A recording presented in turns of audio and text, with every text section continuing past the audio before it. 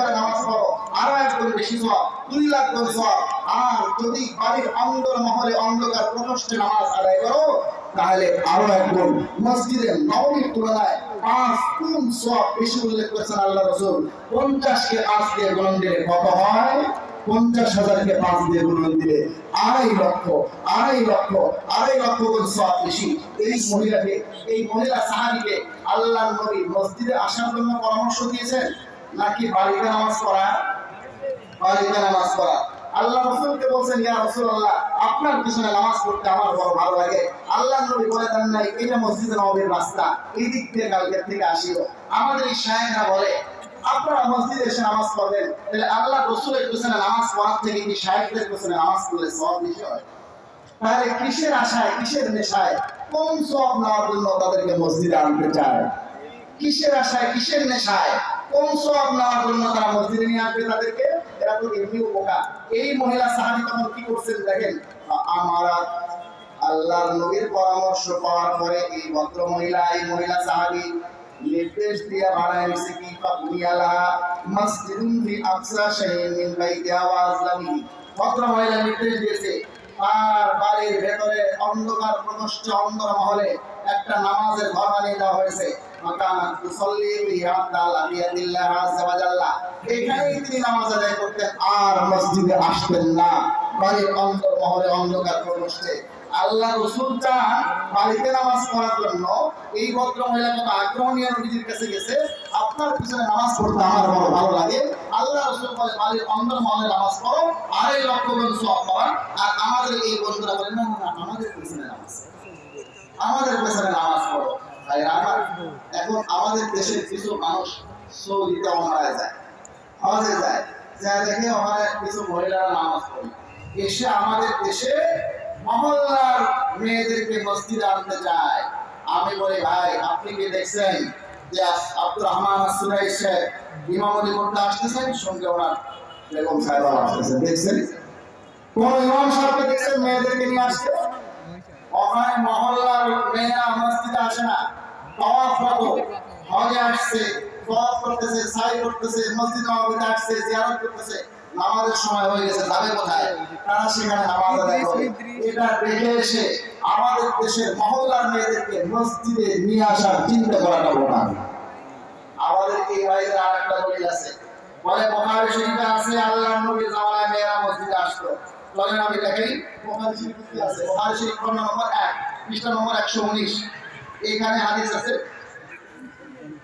আমি হাদিসটা আপনাদেরকে দেখাচ্ছি, দেখেন বুখারী শরীফ 1 নম্বর খণ্ডের 119 নম্বর পৃষ্ঠা। এখানে হযরত ইবনে ওমর রাদিয়াল্লাহু তাআলা আনহু থেকে হাদিস শরীফ আছে। হযরত ইবনে ওমর রাদিয়াল্লাহু তাআলা আনহু বলেন আল্লাহর হাবিব সাল্লাল্লাহু আলাইহি ওয়াসাল্লাম ইরশাদ করেন, ইরাস্তালাকুম নিসাউকুম বিল-লাইলি ইলাল মাসজিদি ফাযিরুনাহুন্না। যখন মেয়েরা রাত্রে মসজিদে আসার অনুমতি চায় তখন অনুমতি দিও। রাত্রে মেয়েরা মসজিদে আসতে চাইলে তাদেরকে মসজিদে আসার অনুমতি দিও। আল্লাহ রাসূলের এই হাদিস কিছু বুঝেন? আল্লাহ রাসূল কি সবসময় অনুমতি দিতে বলছেন না?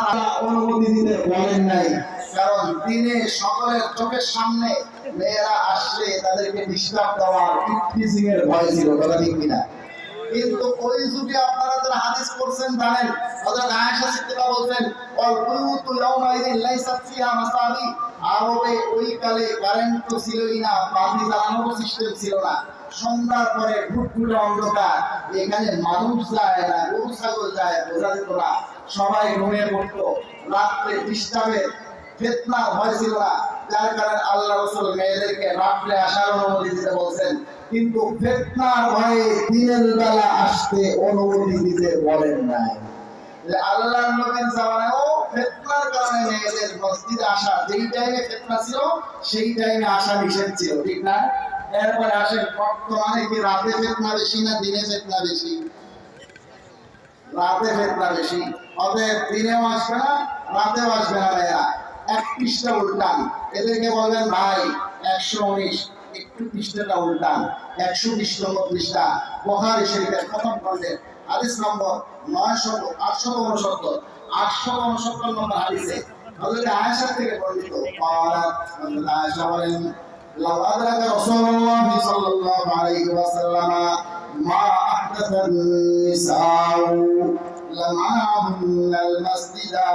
আল্লাহর হাবিব সাল্লাল্লাহু আলাইহি ওয়াসাল্লাম মেয়েদের যদি এই অবস্থা দেখতেন, ফিতনার অবস্থা, মেয়েরা যে ফিতনা অবস্থা সৃষ্টি করেছে, তাদের এই পরিবর্তিত ফিতনার অবস্থা যদি আল্লাহর নবী দেখতেন, হযরত আয়েশা নিজে বলেছেন লামানাহুন্নাল মাসজিদা, লামের তাকিদ বানুনের তাকিদ সাগীরা, লামের তাকিদ বানুনের তাকিদ সাগীরা ব্যবহার করে, লাম একটা তাকিদ, নুনের তাকিদ খফিফা হলে একটা তাকিদ, সাগীরা হলে ডবল তাকিদ, তিনটে তাকিদের শব্দ ব্যবহার করে মা আয়েশা বলেন আল্লাহ রাসূল জীবিত থাকলে অবশ্যই মেয়েদেরকে এখন মসজিদে আসতে নিষেধ করে দিতেন। এটা কোন জামানায়? হযরত ওমরের খেলাফত কালে 14 হিজরিতে। এখন এটা 1400 কত হিজরি? 1447 হিজরি। এই এতদিনে ফিতনা বাড়ছে না কমছে? হযরত আয়েশা বলেন তখনই যদি আল্লাহর নবী জীবিত থাকতেন, মেয়েদের অবস্থা এতটাই পরিবর্তন হয়ে গেছে যে আল্লাহ রাসূল নিজেই নিষেধ করে দিতেন। তাহলে এই হাদিস দিয়ে হযরত আয়েশা সিদ্দিকা এই হাদিস দিয়া মেয়েদেরকে আসা নিষেধ হয়ে যায় নাই? ভাইরা এজন্য মেয়েরা মসজিদে আসতে চাইলে প্রশ্ন করছেন, আল্লাহ রাব্বুল আলামিন আমাদের এই মা বোনদেরকে বাড়িতে নামাজ পড়লে বেশি সওয়াব এটা বোঝার তাওফিক দান করেন। ইমাম সাহেব ফরজ নামাজের পরে